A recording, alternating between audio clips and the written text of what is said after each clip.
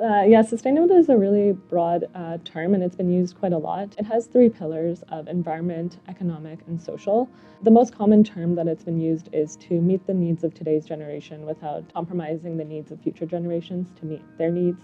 And so it's about just protecting the environment, protecting social human rights, and governing us in a way that's effective and not damaging for future generations.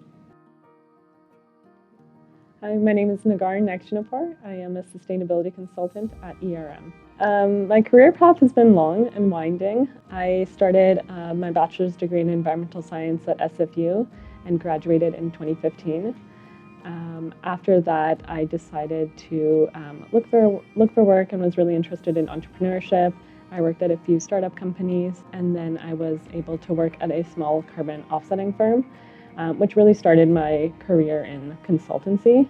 After that experience, I decided to move to the UK with my partner. I lived in Leeds for about 3 years, and in the last year of my time there, I did a sustainability and consultancy master's program. I moved back, I worked at a nonprofit for a bit in the cycling organization, and then finally landed my dream job, I would say, with ERM as a full-time sustainability consultant. ERM is a global sustainability firm.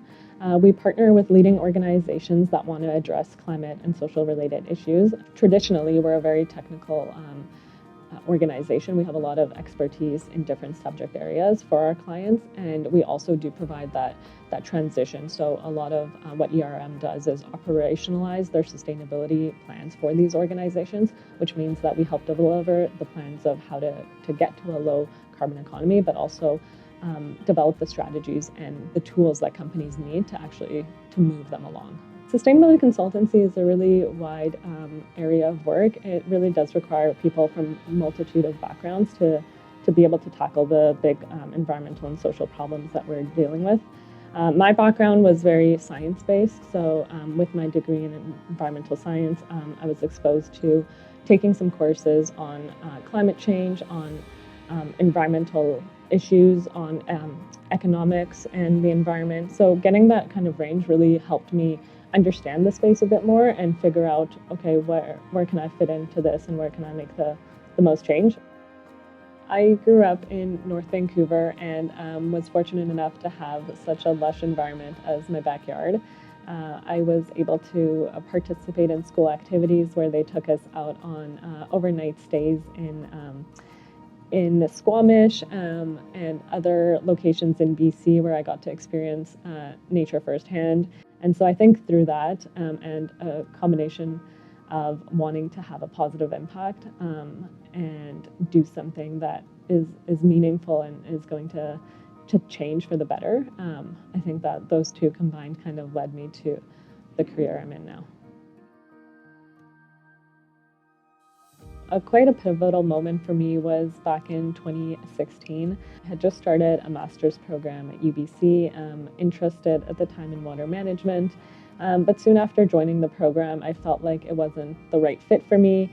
I had this vision of what a master's program would be like and the topics that I would be learning, and it just wasn't for me.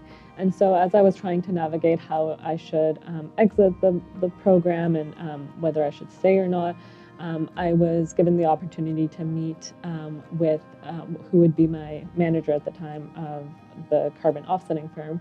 And through meeting him and starting the application process for that, I realized that Eco-Canada was providing the wage subsidy program for that role, and it was a short-term contract position where I would be working within the consultancy. It was a branch off of an afforestation company, and I would be helping with carbon offset research and work that way. And without the Eco-Canada wage subsidy program, I don't think my employer would have been able to hire someone. And so that really changed a lot of my future thinking and my plans around sustainability. I'm really passionate and drawn to making a positive change. And so when I get to work on complex issues and work with colleagues to understand something and to provide the strategic advice, that's kind of what keeps me going. And I really enjoy getting to work on these complex issues and knowing that I'm making a small difference.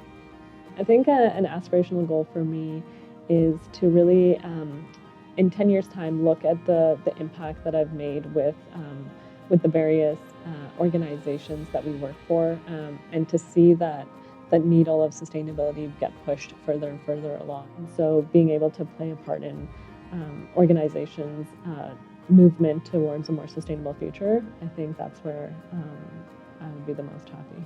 If I could give one piece of advice to someone who is starting out their career in the environment, I would say keep an open mind and be curious to a whole range of interests that you may have.